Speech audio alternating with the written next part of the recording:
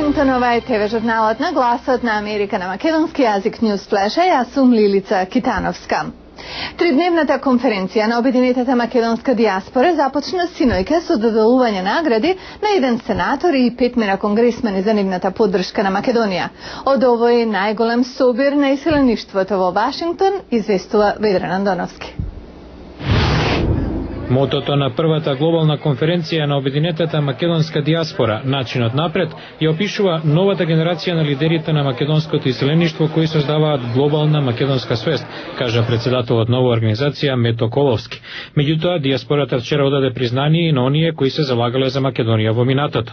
На свеченоста во амбасадата на Република Македонија во Вашингтон, обединетата македонска дијаспора му врачи на сенаторот и највисокиот по ранг член на Сенатската комисија за надворешни работи Ричард Лугар меѓународна награда на слободата за неговите залагања за Македонија, но и за неговата долгогодишна работа на универзално прифатените принципи на правда, мир, демократија, лична слобода и економски можности.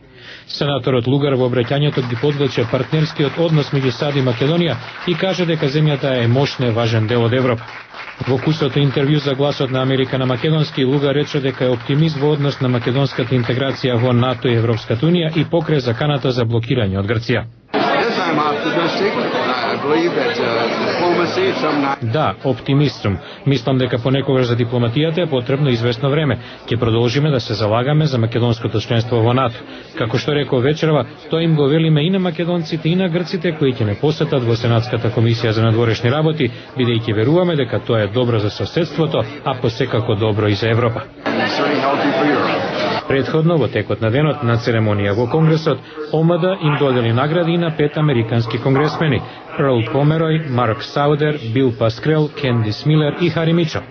Конгресменот Померој за нашата редакција вака коментираше на прашањето како да се најде решение за спорот со името.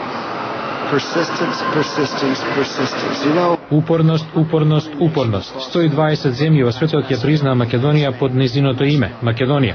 Никако не е соодветна една земја да се обидува да користи билатерално прашање за да запре друга земја да учествува во заедницата на нации, во случајот во НАТО, нашиот заеднички безбедносен сојуз.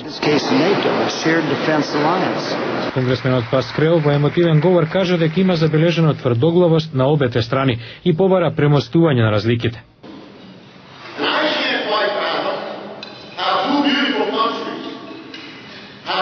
Јас не можам да разберам како две прекрасни земји решија да спорат за она што една земја има право да го стори, да се именува себе си.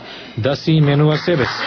Ние ќе бевме изнервирани и гневни доколку Велика Британија ни кажеше во Обединетите нации: не сакаме да се нарекувате САД, сакаме да бидете поранешна Велика Британија.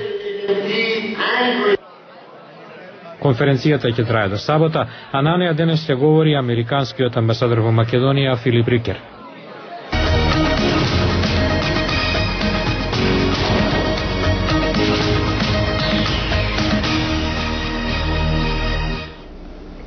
Вице-премиерот за евроинтеграција на Македонија Ивица Боцевски во Националниот пресклуб во Вашингтон вчера се изјасне за крај на играта од Копенхаген, процесот на проширување на Европската унија што според него забега во нејасни води. Од таму известува Јулија Велковска. Според македонскиот вице-премиер, по последните рунди на проширување на Европската унија во 2004 и 2007 година, критериумите од Копенхаген повеќе не се суштината на процесот на проширувањето. Тој вели дека сега е игра во прашање во која важат нови правила и се представуваат нови концепти. Имам задача, кажа тој во Националниот прес-клуб, а тоа е и задачата на колегите од другите земји од Западниот Балкан, да ги потсетиме европејците дека процесот на проширување не е завршен и дека не достига последниот дел од картата на Европа. Тој призна дека има области во кои Македонија се уште има работа. Тука ги набележа реформите во јавната администрација, реформите во судството и борбата против корупцијата и организираниот криминал. Но Боцевски не остави дилеми за определбата на Македонија. But I would like to state that the Macedonia is ready to start the accession negotiations tomorrow. Сакам да подвлечам дека Македонија е подготвена да ги отпочне преговорите за членство во Унијата уште утре. Македонија го има потребниот политички консензус и сиот административен и институционален капацитет за непречен тек на преговарачкиот процес и негово завршување. Вице-премиерот Боцевски од Вашингтон упати порака до европските лидери. Не може ништо да се постигне со постојано менување на критериумите што треба да се исполнат за членство. Кога станува збор за процесот на проширување, патот на Македонија и на многу други земји од Западниот Балкан не води преку критериумите на Копенхаген, рече Боцевски. Во нашиот случај тој минува преку Атина. Боцевски одби да зборува за преговорите меѓу Македонија и Грција околу името, а на многобројните прашања од новинарите на оваа тема одговори дека Македонија на процесот му пристапува со добра волја и се надева дека истото е случај со другата страна. Темата на која зборуваше пак евроинтеграцијата ја заврши со изјава дека очекува по европските избори до крајот на годинава да се отвори нов процес во кој Европската унија ќе почне стратешки да размислува за процесот на проширување кој има јасен почеток и крај, јасни перспективи, стандарди и датуми. Наредната деценија ќе биде период на комплетна европска интеграција на сите земји од Западниот Балкан, вклучувајќи ја и Македонија, подвлече македонскиот вице-премиер Ивица Боцевски во рамки на своето обраќање во Националниот прес-клуб. Јулија Велковска, Глас на Америка на македонски, Вашингтон.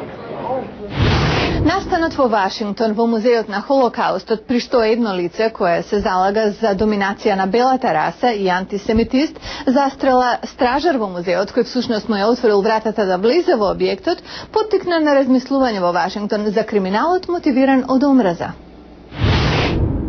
Лигата за антидефамација сугерира дека овие настани се поттикнати од новите политички настани, како влегување на првиот африкански американец во Белата куќа, економскиот пад и имиграционата дебата. Дебра Лотер од Лигата вели нешто се разбива на културно поле, некои тоа не го прифаќаат и стануваат радикални. Други посочуваат на неодамнешниот говор на Обама во Каиро, каде ги осуди оние кои го негираат Холокаустот. Ден потоа го посети концентрациониот логор Бухенвалд. Некој пак, како Абрахам Фоксман, полски евреин, спасен од Холокаустот од неговата католичка даделка, смета дека одговорот е во образованието. Но тоа не се прави преку ноќ. Треба време, а понекогаш го нема доволно за да се избегне нешто како ова. И тоа беше се за ова емисија на News Flash од Гласот на Америка на македонски јазик од Вашингтон. Јас сум Лилица Китановска. Убав викенд, до гледање.